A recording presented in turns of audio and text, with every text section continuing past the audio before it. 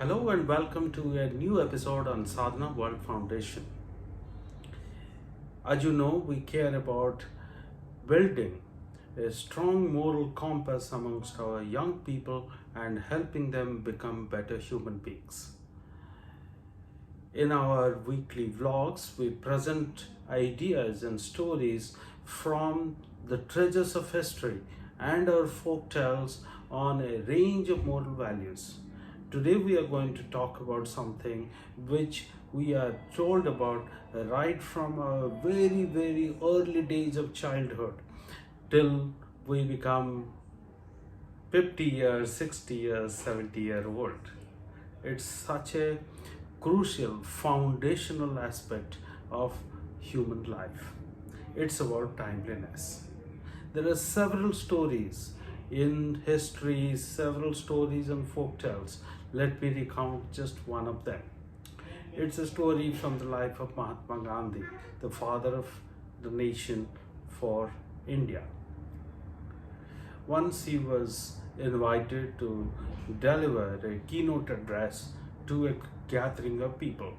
He was offered a four-wheeler to pick him up from his ashram and take him to the venue.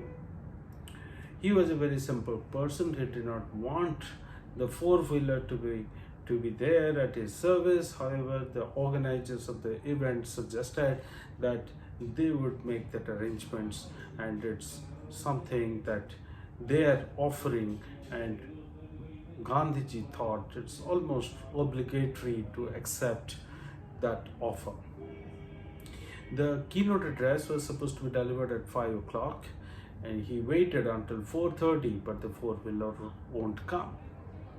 So he took his cycle and he just cycled all the way to the venue, and sharp at 5 o'clock he started delivering the keynote address. Of course, the event went off very well as father of nation addressing the gathering. As the event got over, the organizers came and apologized, saying that Bapuji, we sent the vehicle to pick you up at about 5 o'clock near your ashram. You would have been here just a few minutes late, and they were seeking apologies. But Mahatma Gandhi explained the organizers, saying that time and tide doesn't wait for anyone. When a river is flowing, it doesn't look back, it just looks to the front, and it keeps doing. Time is the only resource which cannot be created by human beings. It's such priceless, such precious. I think our teachers keep telling this to us. Even Mahatma Gandhi has said several times that do not postpone something that you can do today. In today's world that we live in, we have so many distractions around us. You cannot focus on one task without getting distracted. There is television, there is mobile phone, there is social media, there are so many notifications and messages coming, and we as young kids or school-going people or college-going, university, working in a factory, in an office, in any place, or even if someone is just taking care of home, you are not able to concentrate on the task at hand because the mobile phone continuously keeps buzzing. Someone is trying to reach you, speak to you on the phone, or is sending you a message, and many times we are always fearful of losing something. There is something happening in this world, and that gets notified to us. Always we are tempted to take a look at what's my friend doing, what's my connection doing, is there something happening in this world, and a news site is sending a notification, or there is some celebration happening somewhere, some photos, some videos got uploaded and somebody is liking, or you yourself have uploaded and there are some people who are liking, commenting. You are always anxious to check what's happening on that particular piece of event. But in the process, what's happening is the focus, the dedication, the concentration is not there on the task that is assigned. So naturally, our efficiency is not at its best.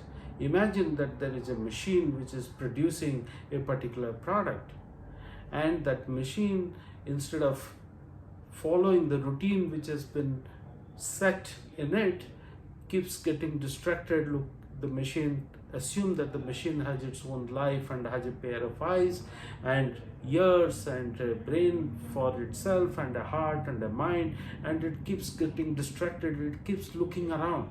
Then what happens to the quality of the product?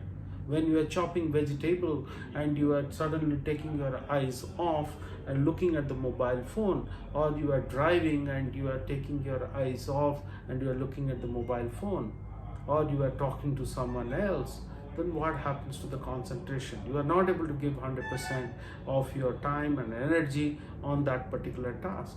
Then what happens? There is always a risk of poor quality coming out, isn't it? So as students, as young adults, as adults, matured people, all of us need to realize firstly that the timeliness of completing a task is so important. You have an exam to write and you go late. You have a flight to catch, you have a train to catch, a bus to catch, and you become late. You do not value the time, the resource which is most precious in this world. I was impressed by a quote by Nandan Nilekani, who was the chairman of our Aadhaar Unique Identity Authority of India, or the current chairman of Infosys, founder of Infosys. He said, I am willing to pay money but not willing to trade my time, because that's the most crucial resource, most precious resource I have been given in this world, and I cannot recreate it. Very powerful statement, hard to practice, but I think the learning is very critical, very clear, that we need to value time, because it doesn't wait for us. It just keeps progressing. It doesn't stop at all. It's timeless. Time is timeless. It consistently at the same pace keeps moving forward.